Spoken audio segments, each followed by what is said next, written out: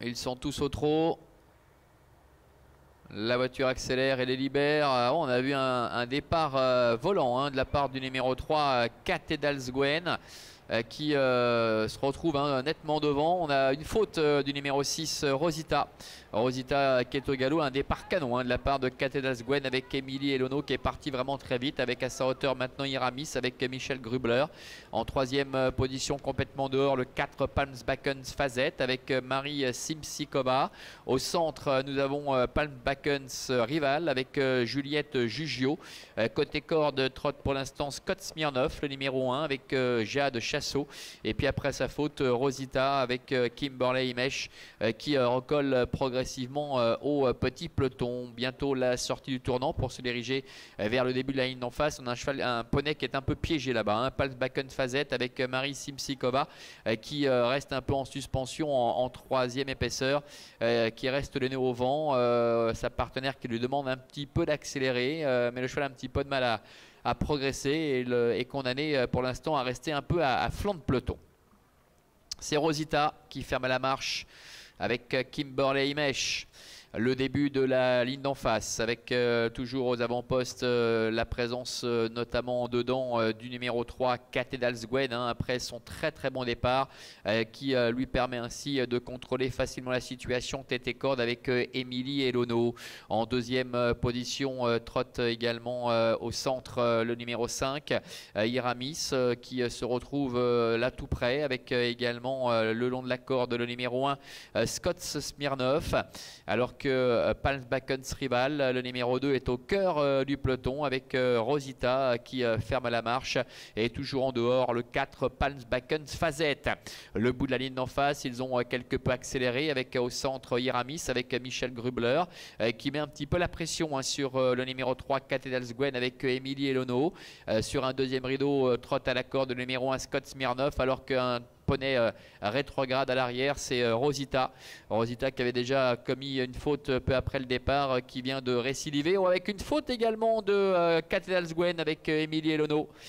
Cathedalsgwen qui était en tête depuis le départ, qui perd le contact, ce qui permet à Iramis avec la casaque de l'écurie Diamond avec Michel Grubler de prendre le relais, avec en deuxième position Palmsbackens Rival, le numéro 2 avec Juliette Jugio, et puis en dehors malgré son mauvais parcours Palmsbackens Fazette avec Marie Simikova qui se retrouve en troisième position.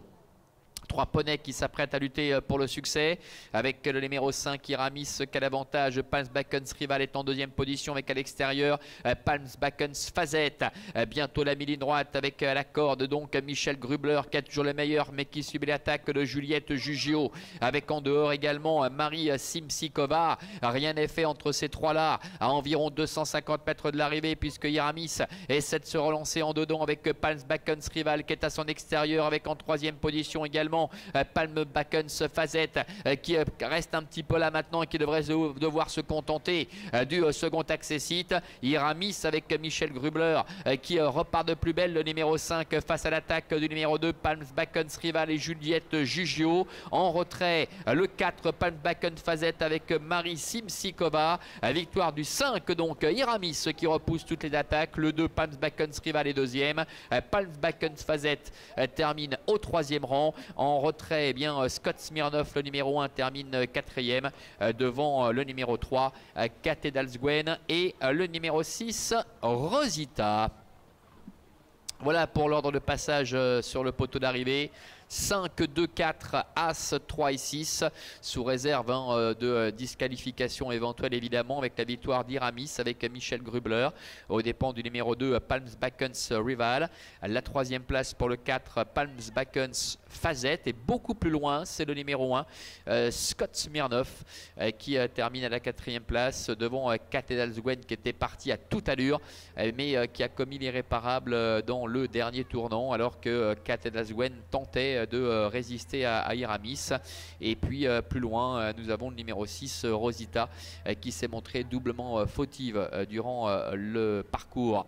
On revoit le passage du poteau avec 3 poneys qui ont largement dominé la situation, je dirais même 2, avec Iramis et Palm Backens Rival. En retrait, le 4 Palm Backens Fazette se comporte bien en se contentant de la 3e place, certes, mais n'ayant pas forcément connu le parcours le plus avantageux, puisque s'étant retrouvé un peu en suspension, voire en 3e, voire en 4e épaisseur parfois, et il doit se contenter donc de la 3e place.